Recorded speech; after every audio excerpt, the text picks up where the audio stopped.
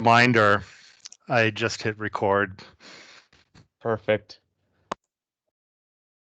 Thank you. And yeah, so we will record this meeting and post it to the potential study website, and I'll send out an email once that's up and let everybody know where they can find it. So yeah, we've got an agenda today that's going to go over the rooftop solar potential study and mainly covering the approach and methodology that's been scoped for this study. And as Tyler mentioned, it's been a long time since Focus has looked at solar PV potential, and this study wouldn't be taking place, it would be fair to say, without the engagement of stakeholders along the way for the energy efficiency potential study, where it was highlighted as an opportunity for Focus to learn more about solar PV adoption potential in the state, noting that the changes in economics for solar PV have been such that it's a worthwhile thing to study right now ahead of planning for the next quad of Focus. So commission staff agreed. We appreciate everybody who several months ago helped us with scope of work for this study and getting it through for approval at the commission level. So we're excited to be kicking off the study today, and once again, thanks for joining. You could go to the next slide, please, Amalia. Just in terms of logistics, it's a fairly small group, but we do appreciate if you just keep your microphone on mute during the presentation. I think we would be happy to answer questions along the way. You can use the raise hand feature or insert a question into the comments, the chat bubble, and we'll note those and answer them along the way and pause for opportunities to ask questions and answer them. I think everybody's pretty familiar with that. We've been using this approach with the energy efficiency potential study meetings, so it's been working well. We'll just continue with that. Next slide, please. And just a high-level orientation for where this study fits in with the quad planning process for Focus on Energy. This is going to be a pretty short duration study compared to the energy efficiency potential study, which is more than a year-long process. This solar PV potential study, which is focusing in just on one measure type, is going to be a pretty short study period over the summer, this summer here, where there will be a couple opportunities for stakeholder engagement with meetings, this being the first of 3 that are anticipated. And we are looking for results for this study in September, which will come a few weeks after the final results of the energy efficiency study. And that leads directly into scoping for quad 4 of Focus. Commission staff will put together a scoping memo that kind of identifies some areas where we might want to see policy decisions for the commission, but there will also be a public comment opportunity there to voice ideas on other issues or to support the issues that are in that scoping document, things that we'd like the commission to consider for the next quad. Those will then be taken into a staff memo that will go to the commission next year in 2022, where there will also be a public comment opportunity in the spring of 2022 on that commission staff memo to discuss the various policy considerations for Focus on Energy for the next quad. And the commission will make decisions in the summer of 2022 in time for program planning, and then finally beginning the next quad in January of 2023. So that's what the timeline looks like for quad 4 planning. This is going to be a busy year over the next year to planning for the next quad of Focus on Energy, but we're really happy to be engaging in this study to have some really great background information and planning information for the program. So that's all I had as an introductory set of slides. I can hand it over to Amalia Hicks at Cadmus, who's going to be handling the rest of the presentation. Thanks, Mitch. And good afternoon, everyone. So I'm going to start off by introducing our team that's going to be working on this project. I will serve as the PI, and Aquila Balonis will be our technical potential lead, and Lake and Garth will serve as our market potential lead. They are also actively involved in the energy efficiency potential study, so we're definitely bringing our A team here. Gina Swedenberg will lead the income qualified portion of this work. She's a local Cadmus expert in that demographic, and Jeremy Eckstein will keep everything running smoothly as our project manager. Thanks, Jeremy. So our agenda for this meeting includes going over the objectives of our stakeholder engagement in this project and giving you a heads up regarding future meetings this summer. Then we will talk about the scope of the solar potential study, what types of potential will be estimated, and how that potential will be segmented. We will also be comparing the cost effectiveness of solar PV to other comparable technologies and measures, and we will execute an income qualified analysis.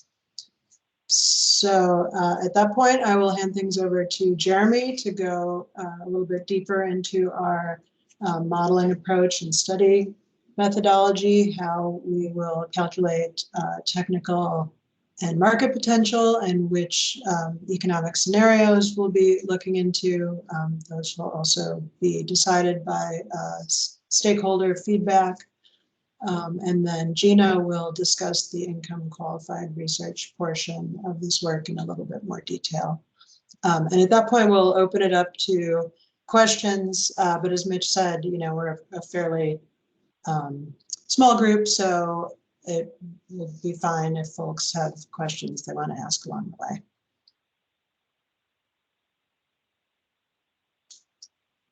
All right. So we expect stakeholders, or are hoping that stakeholders will be an integral part of guiding this work and making it really worthwhile and applicable to focus on energy and our quad planning needs. We have 3 stakeholder meetings planned, and we will also, of course, give stakeholders the opportunity to comment on results and on the draft report later this summer. We are certainly hoping to take advantage of insight that this group has, and also we are hoping that we can create an opportunity for mutual learning and create a shared framework of collaboration. Keep the conversation going, and keep it broad, and make sure that we're addressing everyone's concerns and incorporating feedback. So throughout, we will be sharing key information on our data assumptions and sharing draft reports.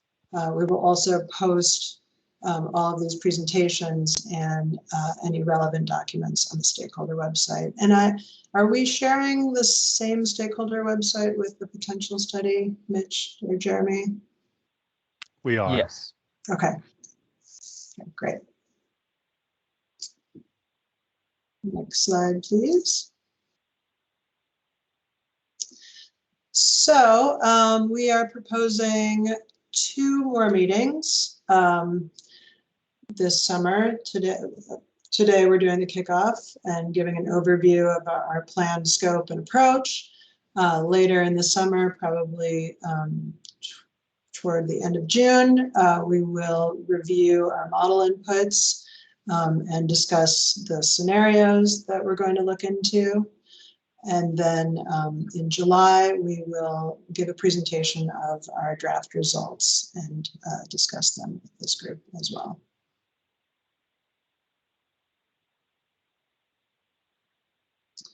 Okay, so the scope of this study has a couple of different pieces. We're going to estimate the rooftop solar potential in Wisconsin, the technical and market potential through 2034, which is the same date as the energy efficiency potential study. Those results will be, potential results will be segmented by county and by utility service area, also by commercial and residential building segment. And we will also provide results for income qualified customers. As far as cost effectiveness goes, we'll be calculating the modified TRC for residential and commercial solar systems. And we'll compare those results to 10 energy efficiency measures that we will select with stakeholder input.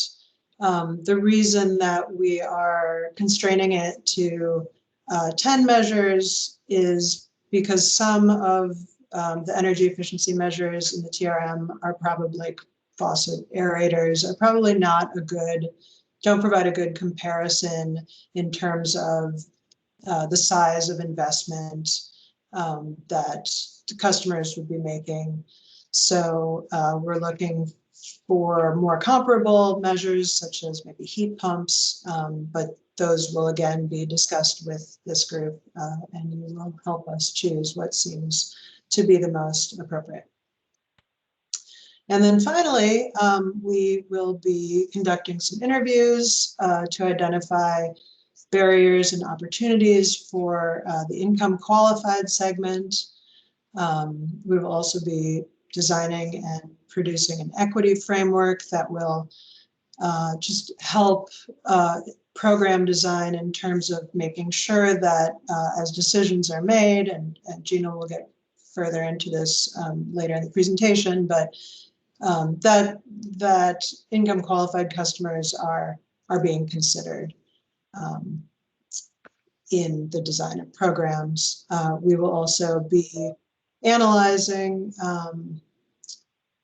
existing policies in Wisconsin and how those may apply to income qualified segment. And it looks, did somebody put in a question?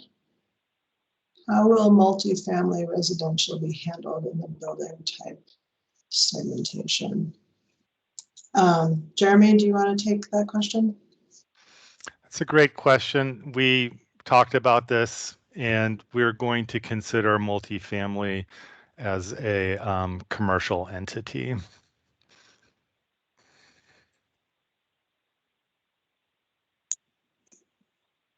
Corey, did you want to respond to that with additional clarifying questions, or does that cover your question?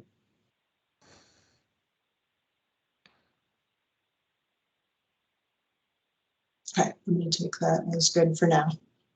Jeremy, do you want to advance, please? Okay, so the types of potential that the study will estimate are technical potential and market potential. So technical potential is the theoretical maximum PV that can be installed. It will rely on square footage of rooftops, and shading and obstruction will be taken into consideration, as well as other constraints.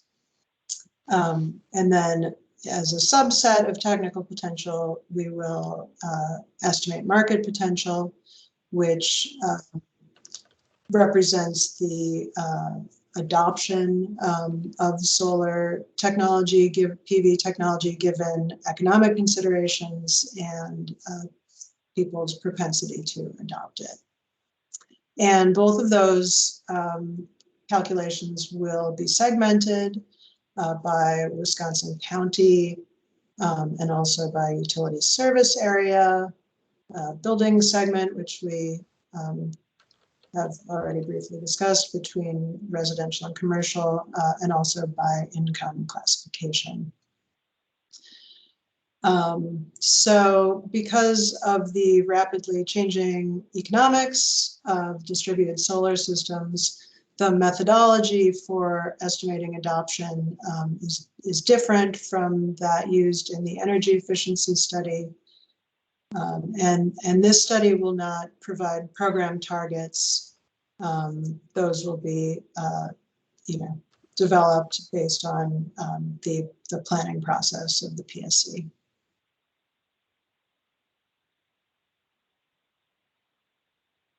Okay, so again, just to touch on the different pieces of the income qualified research phase of this work.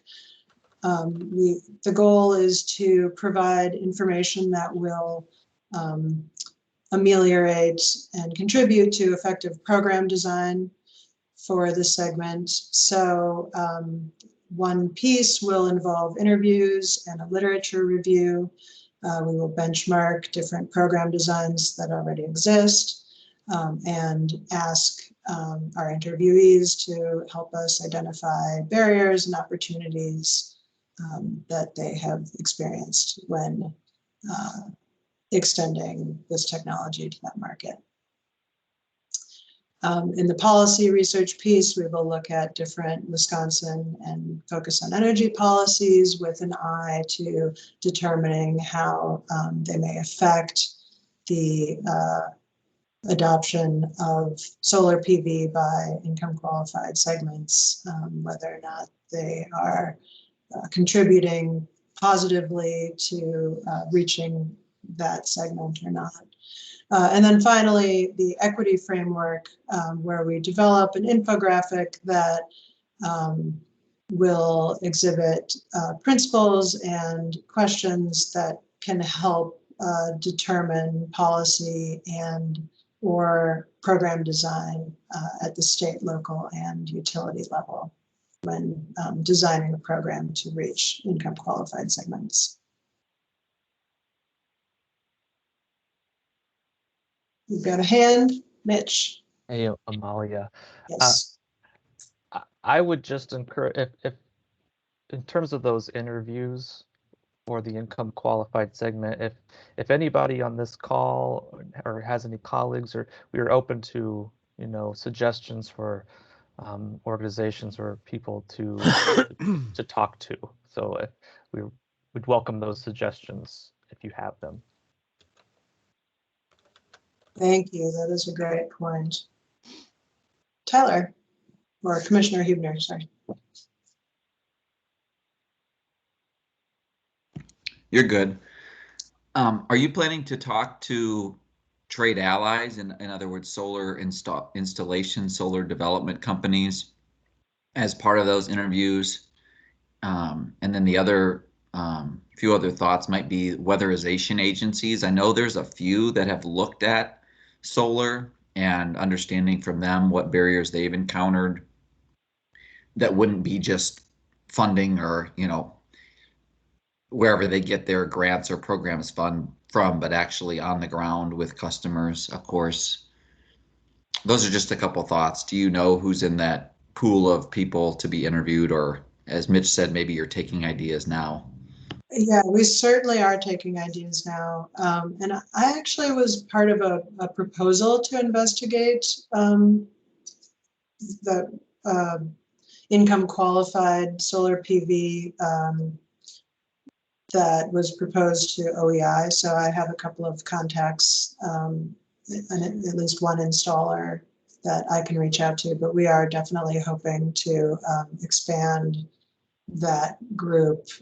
There's probably a number that was in the scope of interviews that we're conducting, and Jeremy probably has that on the tip of his tongue.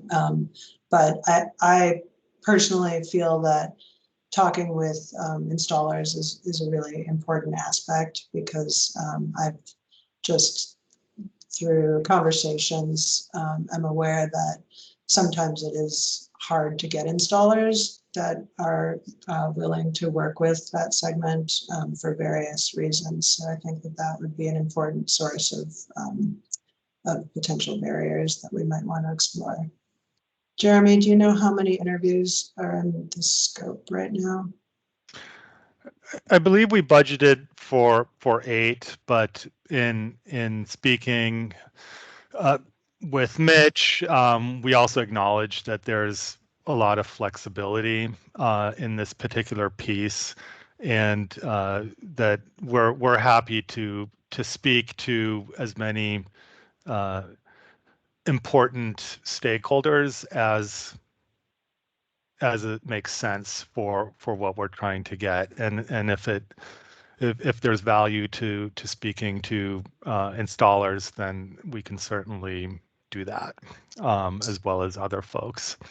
And I would also mention that we've already talked to a couple. We already conducted some research as part of the EE study, and already started asking questions of weatherization agencies of solar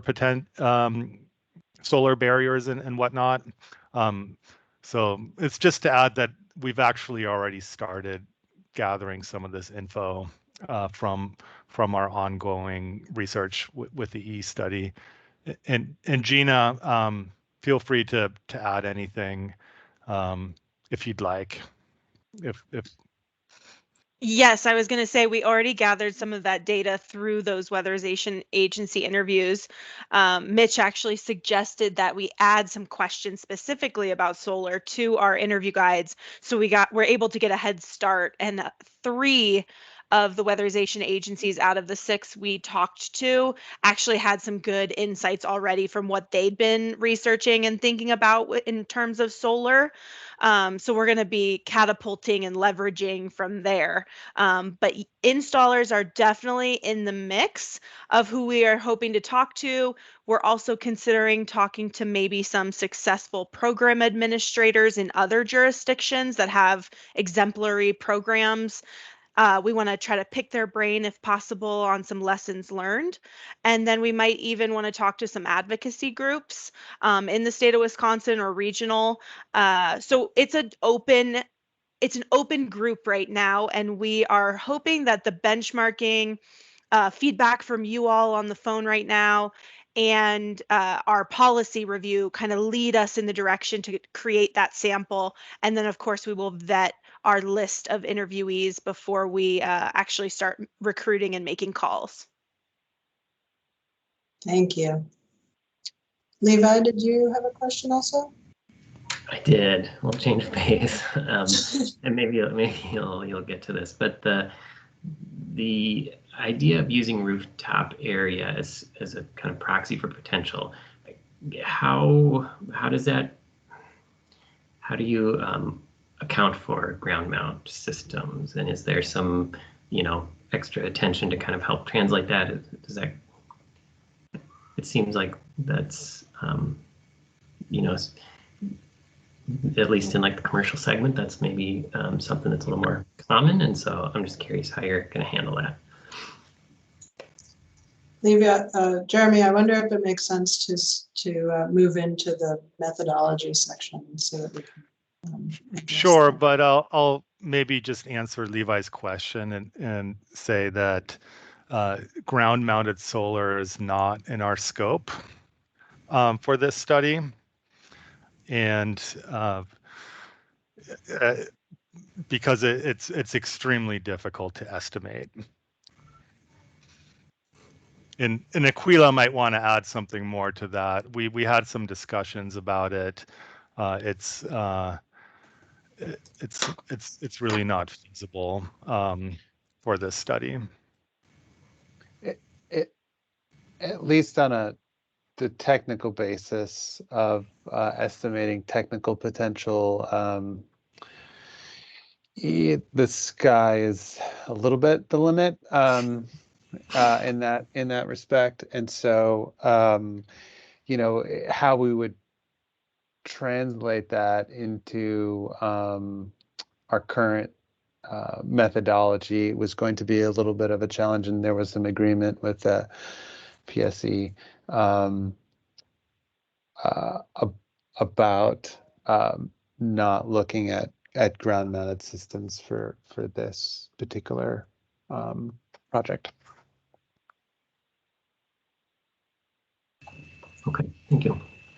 Kathy had an interesting response in the chat, which is whether Levi, the Aptum, has any information on roof versus ground mounted, just from solar projects that have been completed through Focus. Yeah, I think we do. I would defer to Scott. I can pop here. We don't really keep that data. I guess we could like dig into every application and get that, but we don't have that on hand. But anecdotally, just from our work with Recip in the past when solar was in there, I'd say it's like maybe 30%. That's my best guess without looking at the data. That's of commercial systems. So, and that, thanks, Scott. Would that include larger, even utility systems, or is it you're just primarily thinking about? No, yeah, we weren't covering any utility grade systems. I mean, I think we had a couple that were over a megawatt through the years, but for the most part, they were, your typical commercial systems, 10 kW to a couple hundred. Those were, a couple hundred kW was a bigger system for us, and so nothing up to kind of utility scale. Okay. And this did come up as we were kind of formulating the scope for the study, and definitely recognize it as a place where this rooftop potential study is, not going to be totally comprehensive with what's going on in the real world with Focus, but due to kind of budget and timeline, it kind of came to where we had to make a call here on should we focus on everything, and really what's the feasibility of that versus just the rooftop. And that's we landed on the rooftop as being kind of the guardrails there. So that is something that I'm glad that got pointed out, but that's where this, that's where the scope is right now. And we can definitely include a discussion of that point in the report as well. Scott, I'm curious, when you say 30%, so you're saying 30% of commercial, is that by number of projects, or that's by like amount of overall power? Yeah, number of systems, I would say that's a total, just like off the top of my head guess. What I remember seeing in Recip. So I'd have to do some digging if I wanted to find out, but if that's something important, I think we can do some digging and get some actual numbers on that. Great, thank you. Sorry to put you on the spot. Oh yeah, no worries. Just let me know if that's something that's useful. I think we can pull that together. Great. Okay, any other questions or comments so far? Kathy mentions that we could, that the installers we talked to, maybe we could add that question for them as well.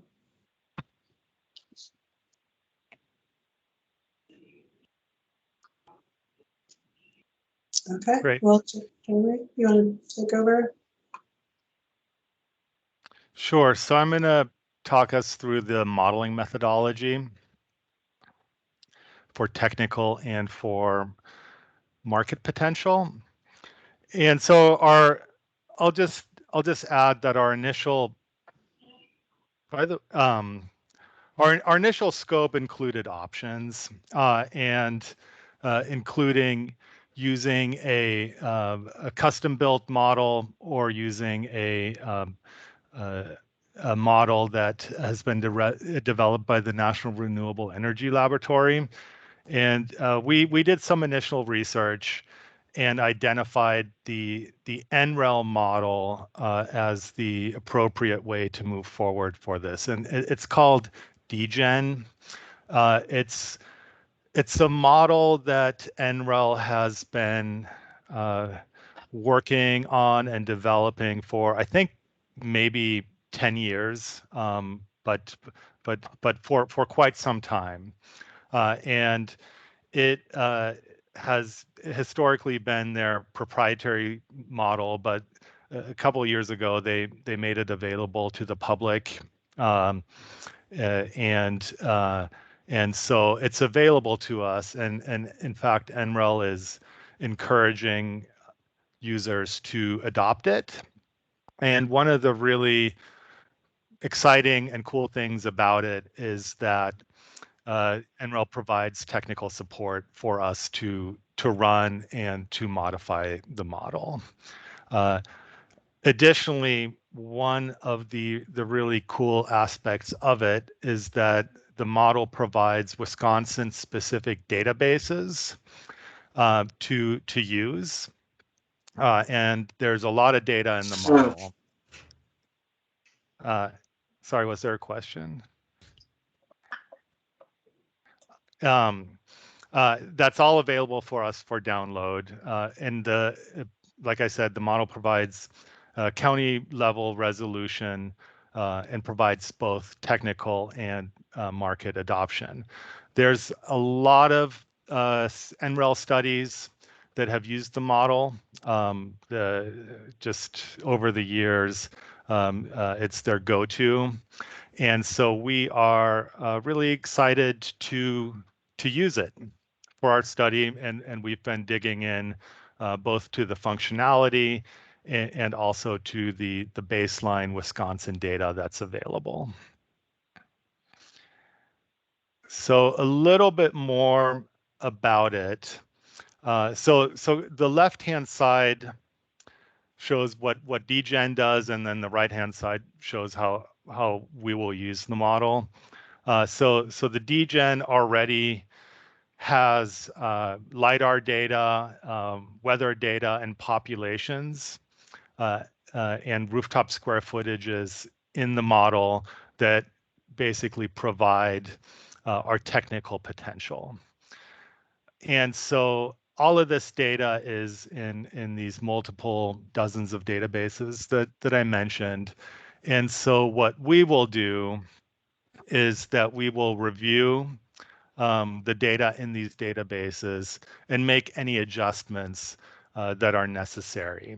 So for example, population estimates to match what was coming out of our energy efficiency study, our own research on solar system efficiencies, and any other variables that come up.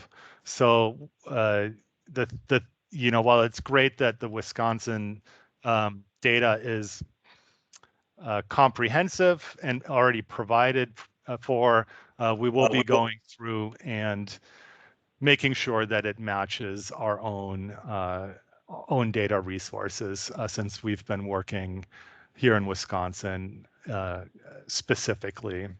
There also may be some post-processing of results. For example, there are some limitations to this model. For example, it doesn't provide estimates at the utility service territory, so we will have to handle that. And a couple of other constraints, such as the multifamily potential is modeled as residential. We are looking to treat it as commercial, and also there's no treatment of income qualified customers.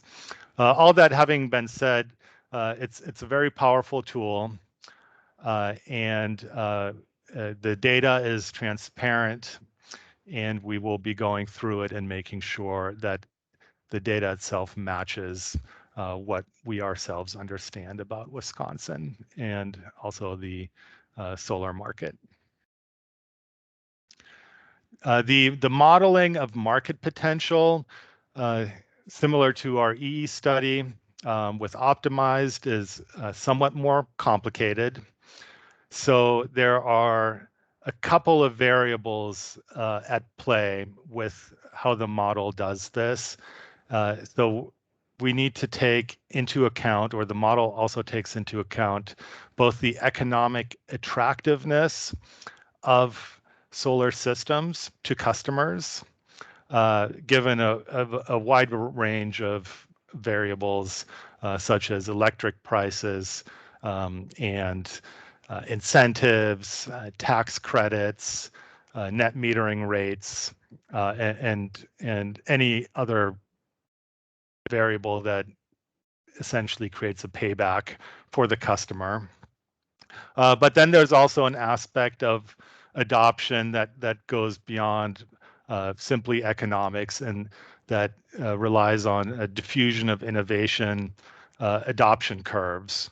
And those are essentially incorporated into the model as well. So there's two levels at which it works to produce market adoption over the study horizon. And so again, what we will do is to review the multitude of data inputs, such as the electric rates, the incentives, the net metering rates, and anything else that is in there. Make sure it matches with what's in Wisconsin, and then update those before we run the model. We may also need to look at some adoption parameters. Like I mentioned, the model doesn't treat low-income populations specifically, and so we'll have to review how to adjust adoption to make sure any constraints are considered. And so it's really exciting. It's an extremely powerful tool. It takes about 13 hours to run for the commercial segment. So we're really excited and really excited about also working with NREL directly. And I have to say that they're actually also really excited to work with us on this. As part of the market adoption, we would like to consider 4 economic scenarios that can affect adoption over the time period. And these are scenarios that we would like to discuss with stakeholders at our next meeting to make sure that we're capturing the right variables to adjust to see how adoption might be affected. And these include the investment tax credit, for which we already reviewed a paper for which this model was also used to develop scenarios, but also potentially other types of levers, such as incentives or possibly net metering rates. We haven't decided on any specific economic scenarios, and like I said, we would like to have a discussion with you all about what would be most appropriate for Wisconsin. The next bit would be about the method for the low income qualified research. I think maybe I'll pause here and take questions before we move on.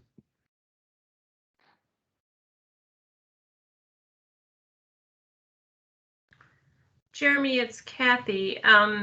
So I put a thing in the chat about I want to kind of strongly plant the seed already that I think a scenario to discuss is financing availability for solar projects. One of the things we're seeing certainly in some more of, I would say, upper middle class Dane County neighborhoods, is this phenomenon where solar entities, these are big solar entities who have their own financing, go door to door and might sell 20 systems in a neighborhood. and they're, you know, it's because there's really no money down and the solar's gonna, it comes awfully close sometimes to third-party financing without crossing maybe a line into, but there's something there that, and certainly Sam at Renew could talk more about some of those models. And it's not, I guess I want to be really clear that people are picking something that's easy at their front door to do, and they're not paying any attention at all to the economics beyond, I don't have to write a big check today. This sounds cheap, because in the end, they're not necessarily buying the least expensive system they could buy. But there's a phenomenon there that I think we want you to capture here.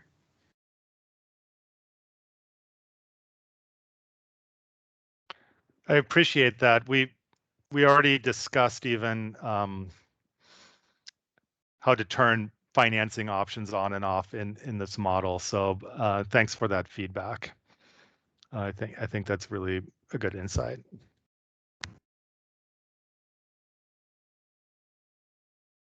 We've got some other hands raised. Jeremy, was Scott, were you first? Yeah, I'll go. I don't know if I was first or not, but you know, as we think about the economic scenarios, and you were talking about, you know, kind of the net metering and the costs associated with systems and the returns. My question is maybe more general in that, given the parallel generation docket that's currently in front of the commission, and net metering is something that I think commission staff is going to be coming forward with and evaluating some options.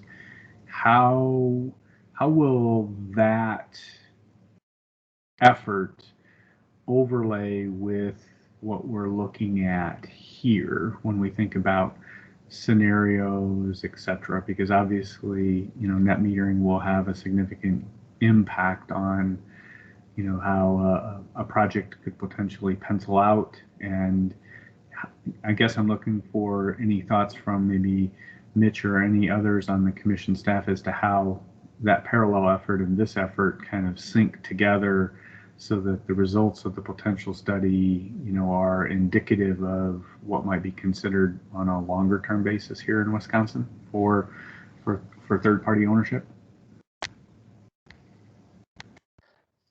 Thanks, Scott. Yeah, this is Mitch. I'll preface my comment here by saying I'm not directly involved in that docket right now in any way, but what I'm thinking here is that there's a good amount of uncertainty, I would say, and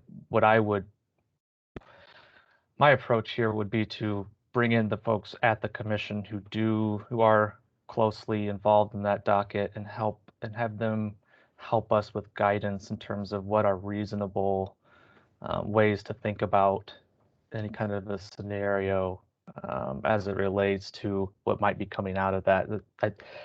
Me personally, I don't know, but definitely something that's on the radar, and I want to make sure the right people at the commission anyway. There's some timing challenges in terms of this study and what's been ordered in that docket. So I think the uncertainty will still be in play with this study, no matter what. But like I said, I just want to make sure the proper people at the commission are consulted on this and get their input prior to landing on anything concrete from an economic scenario there.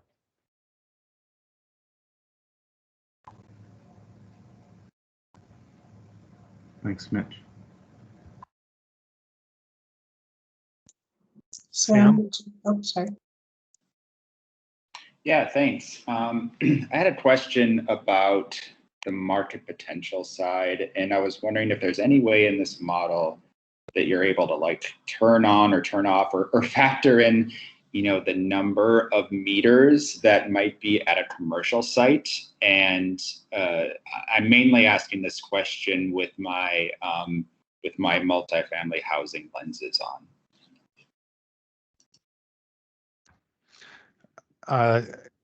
Thanks for that question. The model treat doesn't look at customers on on a meter basis. It looks at it looks at the building itself, which is something that we discovered in conversations with NREL, noticing that their building counts were a bit lower than what we had. So to answer your question, we're looking at commercial buildings, not meters. And then to talk about the multifamily bit, I would just say that figuring out how to model that as a commercial entity is still a work in progress. We haven't landed on an approach yet.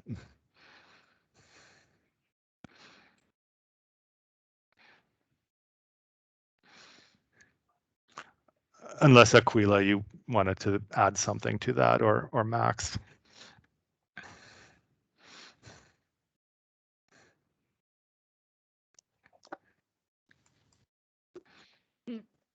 Not yet. As we go through the degen model, you know, there are some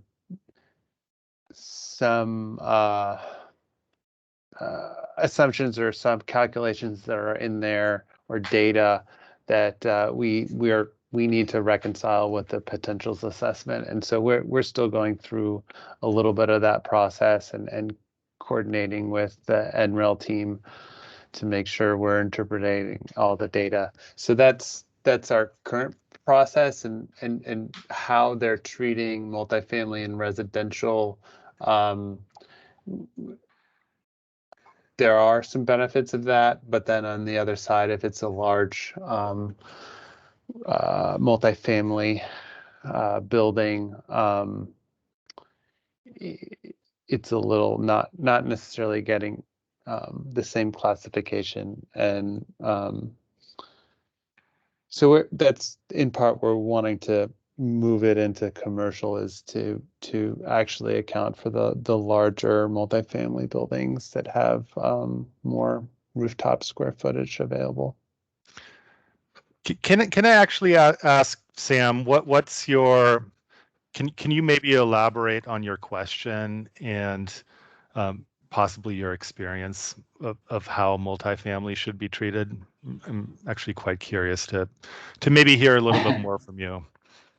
No, I mean, I fully understand that, you know, multifamily is really tough to that's a tough nut to crack, right? And I guess I'm just kind of wondering, like, you know, certainly other commercial buildings have multiple meters, and this is obviously going to interplay in a little too with what goes on at the parallel generation docket, but, you know, it definitely seems like the fact that, you know, so many multifamily units are separately metered will definitely go in. It's not so much to the technical side of the potential model, but definitely more on the market side. So I guess, you know, my question is just like, is there going to be any part of this model that'll kind of factor in, you know, what would be the best cost if we could, like, master meter a multifamily unit?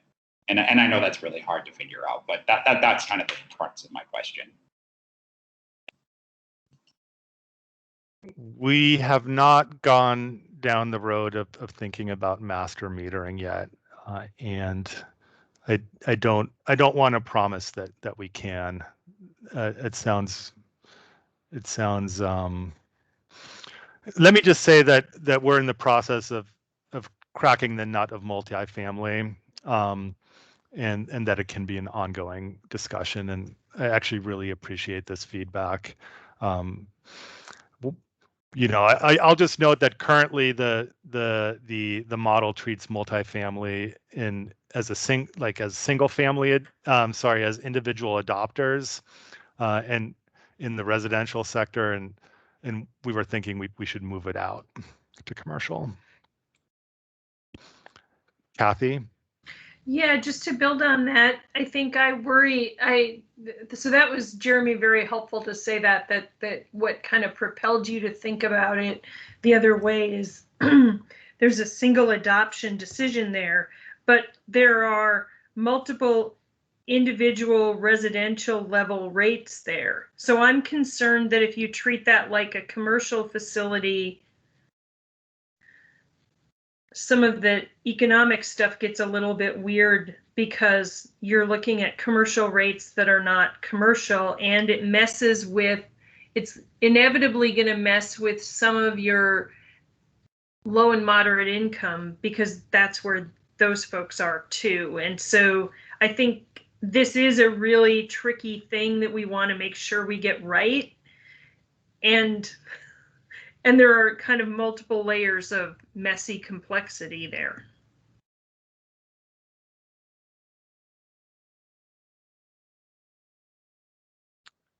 Understand.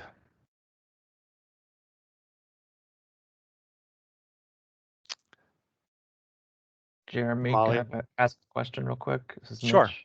So does the model treat adopters as individual decision makers then? So for instance, on the multifamily side, there would be either one decision or multiple decisions at whatever, a rooftop level. I'm just trying to understand how the modeling could or does work there. It does. I mean, overall, the model takes what NREL calls an agent-based approach. So they are statistical entities with specific adoption parameters such as rooftop orientation and pitch and square footage, and these are represented statistically, and then they are weighted to the population. And so for multifamily, these agents are treated in the same way that single family homes are, essentially as individual adoption decisions, of course, with more limited rooftop square footage. Does that answer your question?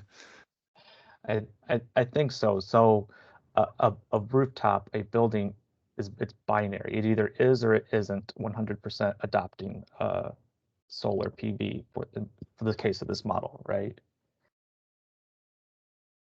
Correct.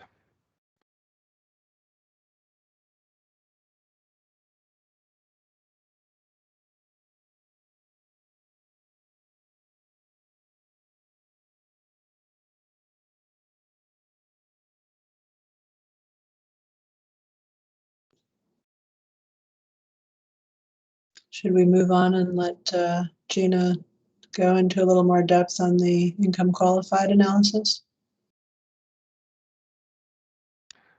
Happy to if there are no other questions. And we can also address more questions at the end as well. I think we're going to have more than enough time. So if you don't have any now, it's not your last chance. All right.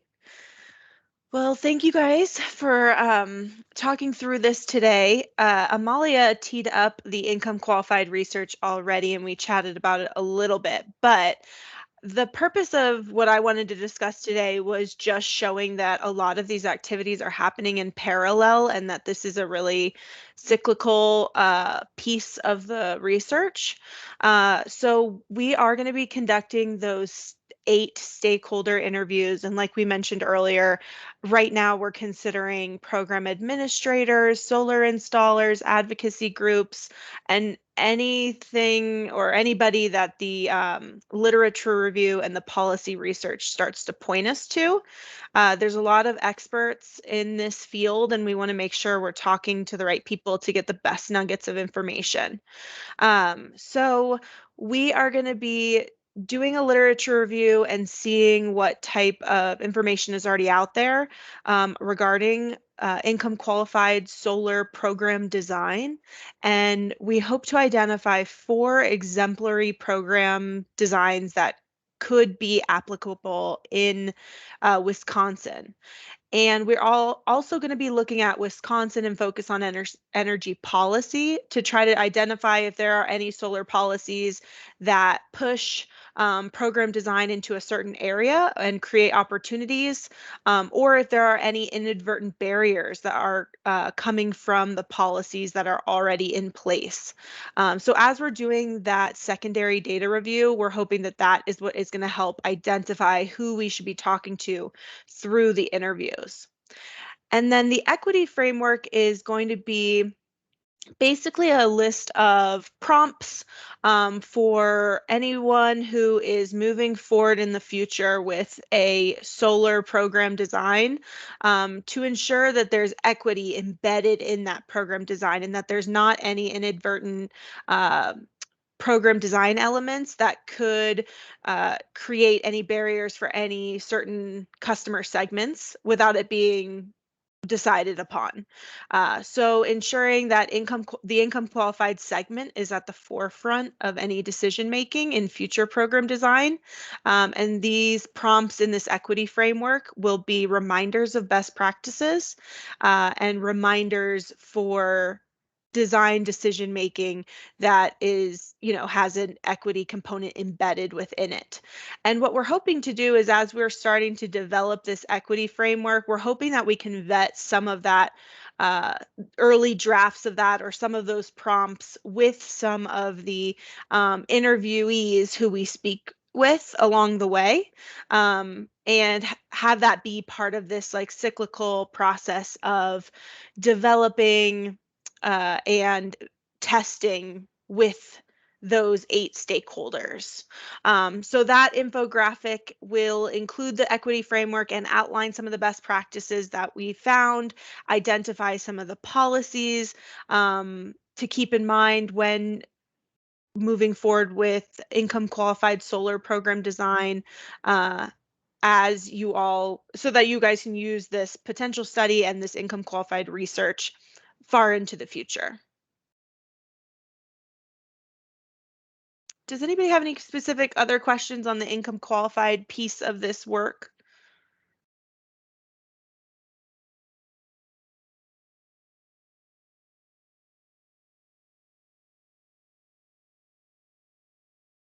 Okay.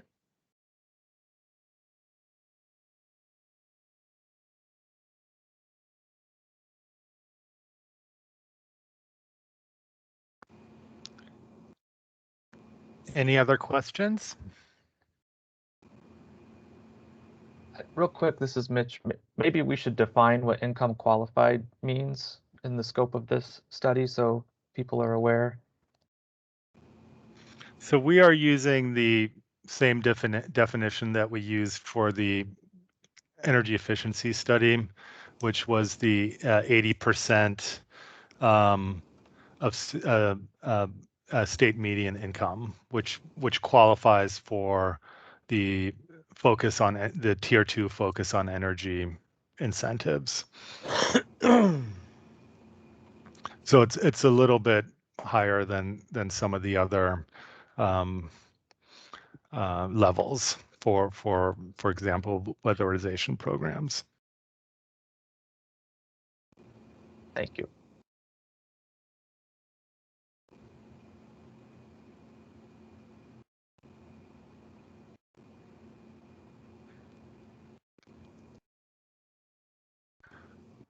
Over to you, Amalia, then. Alrighty. So our next stakeholder meeting will be probably toward the end of June, I would guess.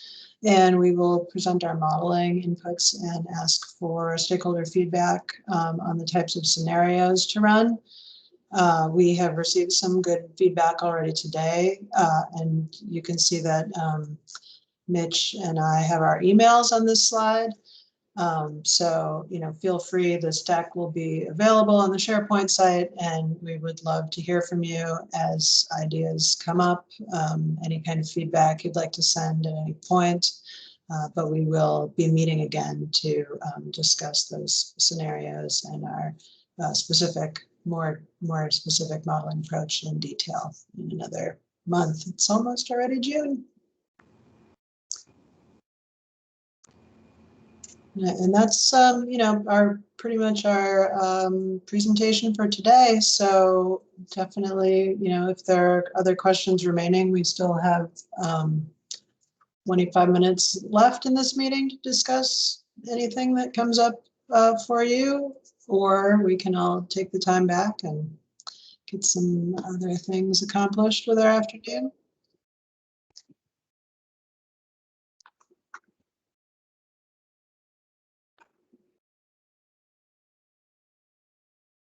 No hands are going up.